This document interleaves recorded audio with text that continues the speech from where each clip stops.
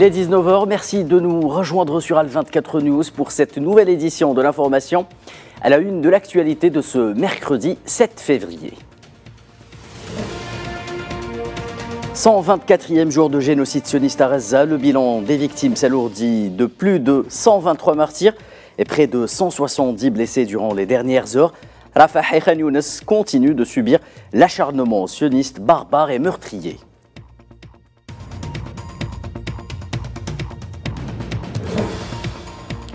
Le mouvement Hamas publie une déclaration sur une proposition de trêve de 4 mois et demi en 3 étapes, selon ses propres conditions. Nous ferons le point dans cette édition.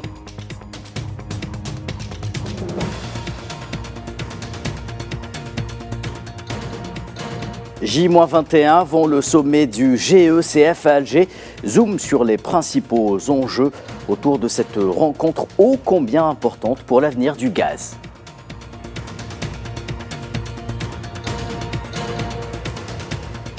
Cannes 2023, l'heure de vérité au dernier carré a sonné. Le Nigeria affronte l'Afrique du Sud en ce moment même. La Côte d'Ivoire face au RD Congo. Nous connaîtrons ce soir l'identité des deux finalistes.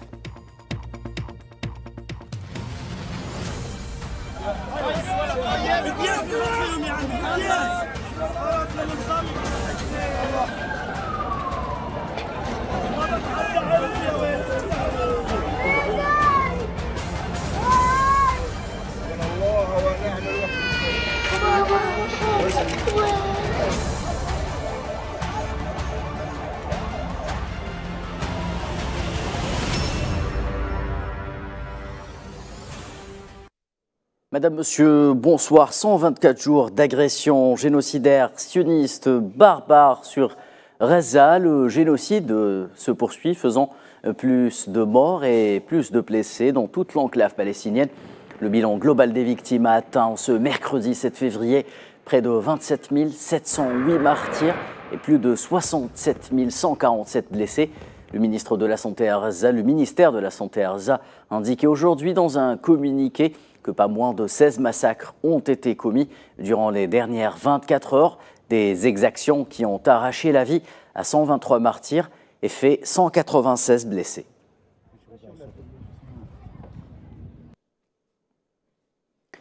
Et c'est à Rafah, au sud de l'enclave de Gaza, que l'acharnement, et plutôt c'est Rafah justement, c'est à Rafah que l'acharnement sioniste meurtrier a fait le plus de dégâts durant ces dernières heures. Des bombardements des forces de l'occupation ont ciblé les zones ouest et est de la ville, causant la mort d'au moins 12 personnes tombées en martyrs, alors que plusieurs dizaines ont été blessées au nord de la ville. Une femme et sa fille sont tombées en martyrs lorsqu'une maison située au quartier Zohor a été bombardée. Nous sommes des déplacés de la ville de Gaza. Nous dormions, Dieu merci. Le bombardement a touché une maison voisine. Nous étions dans une maison adjacente. J'ai été touché à la tête, mais Dieu merci, il m'a protégé. La visite du secrétaire d'État américain Anthony Blinken dans la région est un cauchemar pour le peuple palestinien, car lorsqu'il annonce une visite, l'entité sioniste intensifie ses agressions pour lui montrer qu'elle refuse tout règlement ou trêve. Déchaînement de violence à Khan Younes au nord de Rafah également. Plusieurs martyrs sont tombés, tandis que plusieurs personnes ont été blessées à la suite de bombardements intensifs qui ont ciblé la ville, à commencer par le périmètre de l'hôpital Nasser où une femme a été tuée par un tir de sniper. Des maisons situées au quartier Rizan Najjar, la mosquée Bilal dans le camp de Khan Younes ou encore des maisons situées au centre de la ville ont été littéralement soufflées par d'intenses bombardements de l'armée sioniste.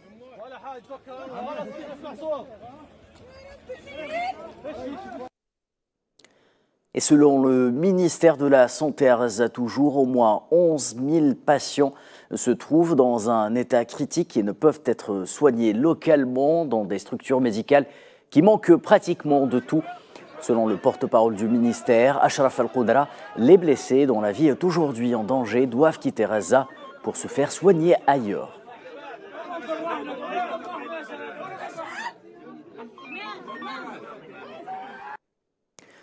Le nord de Gaza qui a subi les affreux des bombardements incessants de la part de l'entité sioniste au début de son agression barbare, rappelez-vous, une situation qui a mis tous les hôpitaux de cette zone hors service, des hôpitaux qui pour certains ont pu reprendre partiellement du service selon le ministère de la Santé, cependant sans l'acharnement, sans l'acheminement urgent de matériel et carburant et le retour du personnel médical du sud de l'enclave ne pourront pas poursuivre longtemps leur mission.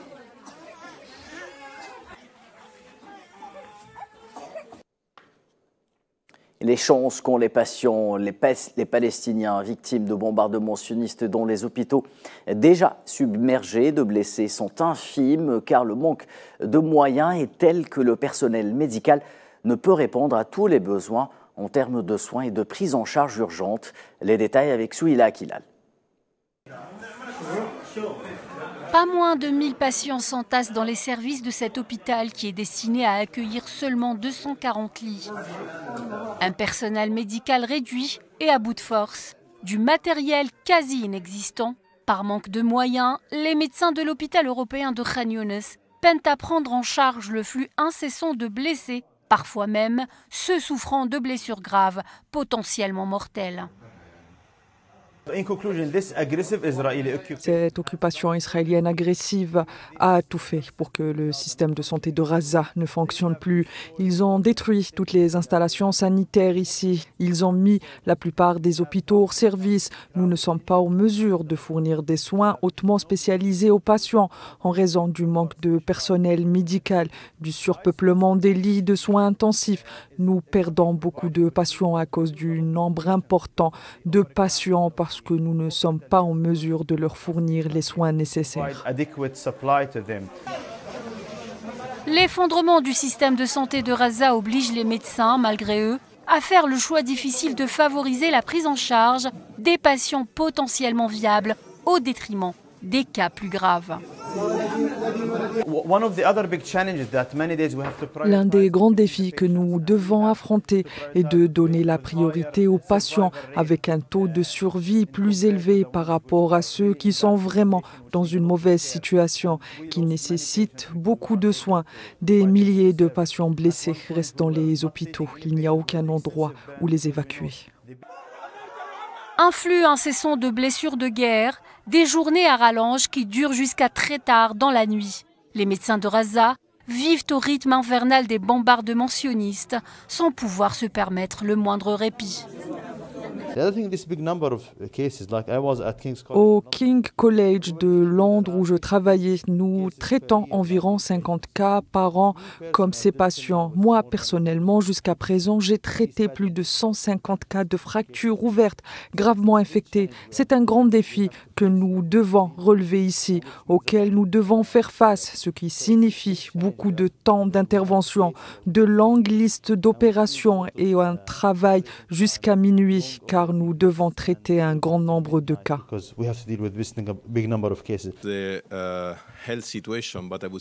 La situation sanitaire, je dirais plutôt la situation humanitaire dans la bande de Gaza est plus que catastrophique et littéralement désespérée.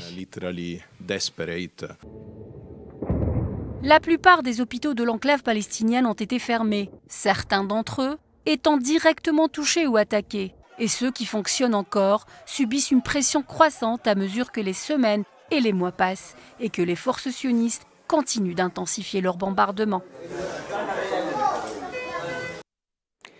Et nous vous en parlions au titre, le mouvement Hamas a proposé un plan de cessez-le-feu qui préserverait la vie des Palestiniens à Gaza pendant 4 mois et demi.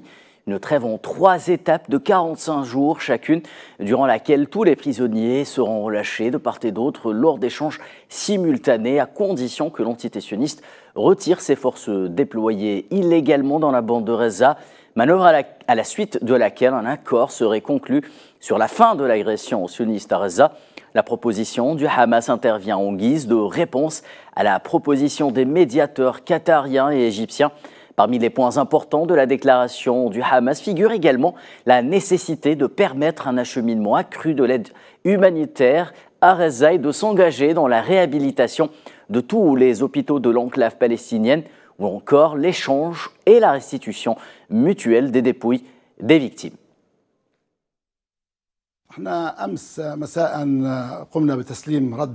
Hier soir, nous avons soumis notre réponse à la proposition de Paris à nos frères du Qatar et d'Égypte. Cela a été fait après des consultations intensives au sein de la direction du mouvement dans le pays à l'étranger, ainsi que des consultations avec nos partenaires des forces et factions palestiniennes. Grâce à cette réponse, nous tenions à y faire face dans un esprit positif pour mettre fin à l'agression contre notre peuple palestinien et garantir un cessez-le-feu complet et durable, ainsi qu'apporter des secours à notre peuple, de l'aide, des abris et de la reconstruction, ainsi que toutes les questions liées à l'allègement des souffrances de notre peuple palestinien qui souffre énormément à cause de ces massacres et de cette guerre d'agression nazie contre notre peuple.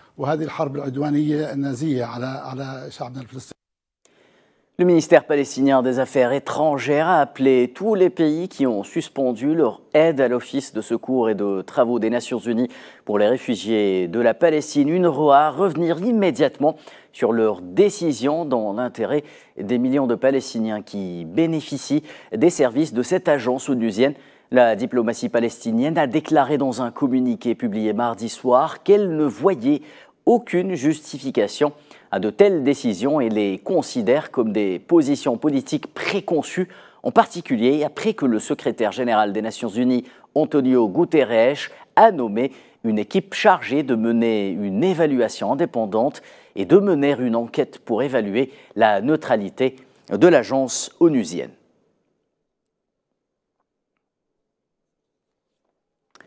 Et dans ce contexte d'escalade sioniste dans le sud, dans l'enclave de Reza, les Nations Unies ont alerté contre toute tentative d'incursion dans la ville de Rafah par la voix du Bureau de coordination des affaires humanitaires.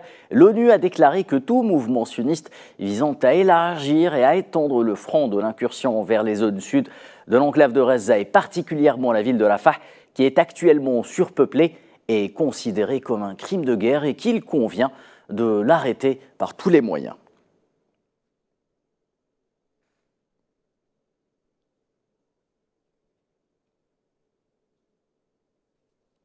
Nous restons dans la région du Moyen-Orient. Plusieurs civils ont été tués, d'autres ont été blessés mercredi à l'aube à la suite d'une agression aérienne sioniste qui a visé plusieurs points dans la ville de Homs en Syrie.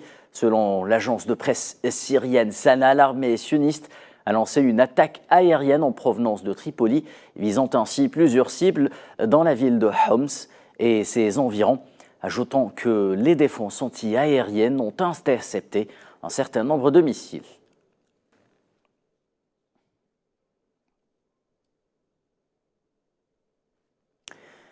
Escalade régionale due à l'agression sioniste toujours, le chef des Houthis du Yémen, Abdul Malik al-Houthi, a alerté mardi l'entité sioniste sur les conséquences de la poursuite de leur agression contre Reza, en déclarant qu'il s'agit là d'un préalable à la fin de l'escalade régionale.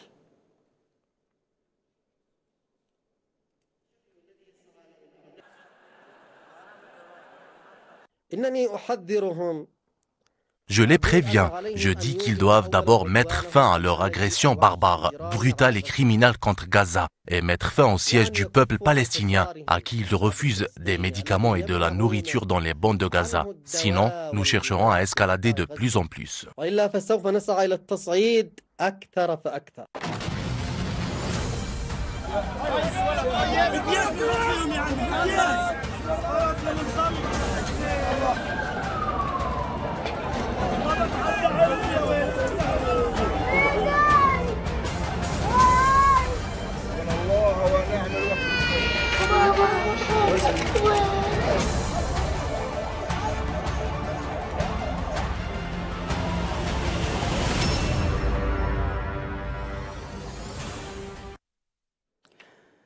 Au Maroc, les Marocains battront le pavé en solidarité avec la Palestine.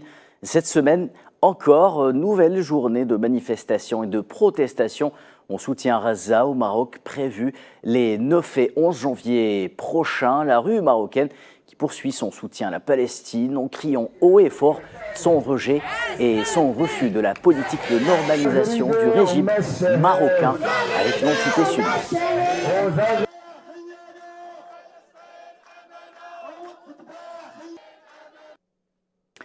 2 jours après la clôture des travaux du comité de haut niveau de l'Union africaine sur la Libye, plus aucun doute ne subsiste chez les participants quant à la nécessité d'ériger le dialogue dans le cadre d'une conférence nationale inclusive pour achoper sur une réconciliation susceptible de paver la voie au processus électoral et la seule garant de la stabilité et la sécurité au pays. Amalam Zianzetouni. Point d'achoppement sur les derniers développements de la situation dans le pays, des efforts visant à rapprocher les vues et les moyens de parvenir à un consensus entre les parties libyennes. La 10e session du comité de haut niveau de l'Union africaine sur la Libye à Brazzaville s'est clôturée lundi sur des notes d'espoir autour d'un nouveau processus électoral qui remettrait le pays sur la voie démocratique et couperait l'herbe sous le pied des promoteurs des périodes transitoires. Les participants ont appelé dans leurs interventions à appuyer le processus de réconciliation nationale en Libye et à mobiliser les moyens nécessaires pour la réussite de la conférence inclusive prévue en avril prochain dans la ville de Sirte, mettant en garde contre les répercussions de la poursuite de la crise sur la sécurité et la stabilité de la région. La crise libyenne est ainsi de fait non seulement une crise nationale, mais aussi une des crises majeures auxquelles l'Afrique et le monde sont aujourd'hui confrontés. Je souhaite de tout cœur que le processus de réconciliation nationale en Libye soit épargné de l'exemple contagieux de ces douloureuses récidives qui donnent l'impression d'un travail de Sisyphe. La vision algérienne pour résoudre cette crise a été au cœur des débats à Brazzaville par le biais du Premier ministre Nadir El-Arbaoui, représentant du président Abdelmadjid Tebboune. L'Algérie a réitéré son appui à la réconciliation nationale et à l'organisation des élections en Libye. Alger n'épargnera aucun effort dans le cadre des missions de ce comité, en collaboration avec les organisations régionales et internationales concernées, dans le but de contribuer à la réussite de cette démarche de réconciliation nationale escomptée. L'Algérie qui appuie cette réconciliation, elle n'épargnera aucun effort. Elle fera de tout son mieux pour aboutir à cette paix. Elle tient à contribuer à faire réussir ce processus de réconciliation nationale. Les membres du comité se sont félicités des efforts consentis par le Conseil présidentiel libyen à travers l'adoption d'une vision stratégique nationale pour la réconciliation, en sus de la tenue de la première réunion préparatoire de la conférence de réconciliation nationale entre les parties libyennes du 8 au 12 janvier 2023 à Tripoli, dans le sillage de concertations préparatoires dans différentes régions de la Libye. Le comité a également salué l'engagement du secrétaire général des Nations Unies qui a exhorté son représentant spécial en Libye à une collaboration étroite avec l'UA en vue d'assurer le rétablissement de la paix et de la stabilité en Libye. Le président du Conseil présidentiel libyen, Mohamed El-Menfi, a indiqué que la Libye, soucieuse de réaliser sa réconciliation nationale pour renforcer les chances d'organisation des élections inclusives, se dirige résolument vers la tenue de la première conférence nationale de réconciliation à Sirte avec le soutien de ses partenaires à l'instar de l'Algérie. Actualité africaine toujours, le président algérien Abdelmadjid Tebboune a pris ce mercredi la présidence du Forum des chefs d'État et de gouvernement du mécanisme africain d'évaluation par les pairs MAEP lors d'une réunion tenue via visioconférence. Le chef de l'État algérien a pris la présidence tournante du Forum du MAEP, succédant ainsi au président de la République du Sierra Leone, Julius Maada Bio.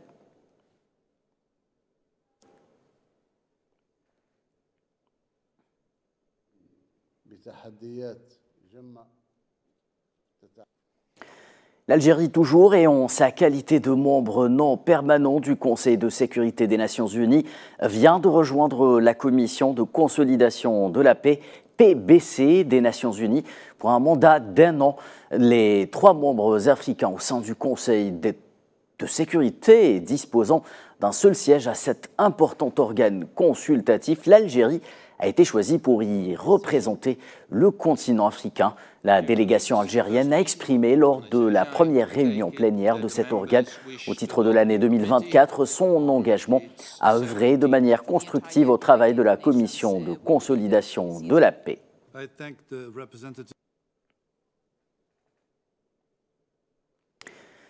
Dans l'actualité nationale, le vice-chancelier ministre de l'économie allemand Robert Habeck en visite officielle en Algérie dans le cadre du renforcement du partenariat algéro-allemand dans le domaine des énergies renouvelables et nouvelles. Robert Habeck est accompagné d'une importante délégation composée de cadres du ministère allemand de l'économie et de la protection du climat, de responsables du secteur ainsi que d'économistes et de dirigeants des principales institutions allemandes de l'énergie. La délégation allemande a été reçue par le ministre de l'énergie et des mines ce mercredi, Mohamed Arqab.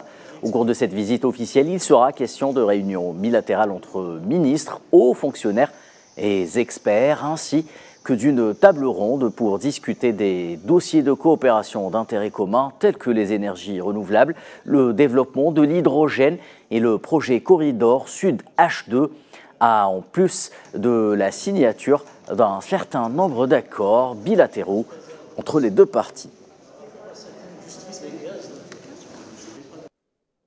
Et dans le cadre de la tenue du 7e sommet des pays exportateurs de gaz GECF en Algérie, du 29 février au 2 mars prochain, le chef de la diplomatie algérienne Hamada Attaf a reçu cet après-midi le secrétaire général de l'organisation, Mohamed Hamel.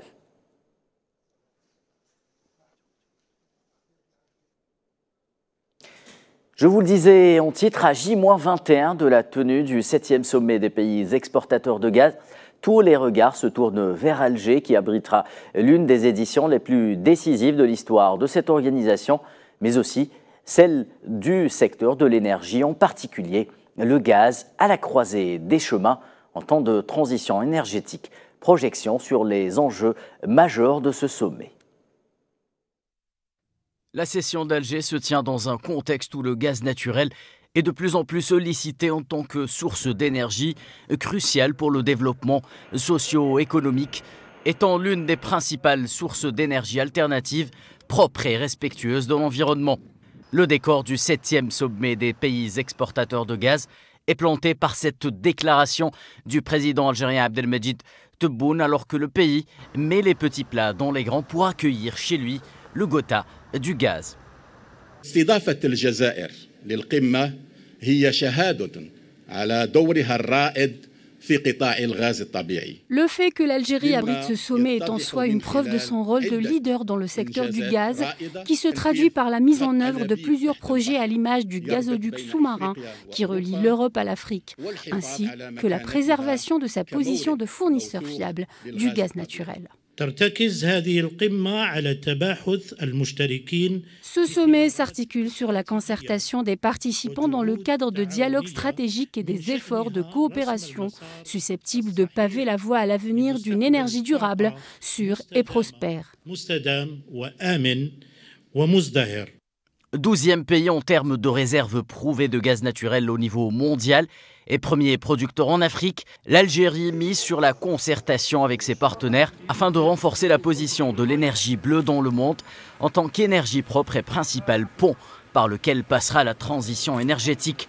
Le GECF prévoit en effet une augmentation de la consommation du gaz à hauteur de 36% d'ici 2050. Les enjeux de cette 7e édition sont multiples, à commencer par le modèle économique et commercial du gaz, la situation actuelle et future du marché, les investissements ou encore le transport, parallèlement aux troubles géopolitiques qui pèsent de tout leur poids sur la configuration des rapports de force entre producteurs et consommateurs. Le GECF compte parmi ses membres 5 pays africains. Le continent des ressources naturelles cherchera sans doute à jouer sa partition et se projeter dans un essor promis aux pays pivots du gaz en Afrique, notamment en jouant la carte des gazoducs qui la relient à l'Europe, l'un des principaux consommateurs mondiaux, à l'image du dernier né des projets, le TSGP qui part du Nigeria et traverse le Niger pour achoper sur l'Algérie, point de jonction avec le vieux continent. La CAN 2023 approche de connaître son épilogue avec les 2 dernières rencontres avant la finale. Ce soir, les Super Eagles du Nigeria affrontent en ce moment même les Bafana d'Afrique du Sud. En demi-finale, le score est de 0 partout après 65 minutes de jeu. Le Nigeria qui s'apprête à tirer un penalty. Et à partir de 21 h, vous pouvez également suivre le match qui opposera le pays organisateur de cette CAN, en l'occurrence la Côte d'Ivoire. Elle sera opposée au RD Congo lors de la 2e demi-finale et qui promet du suspense au vu du parcours atypique de ces 2 nations.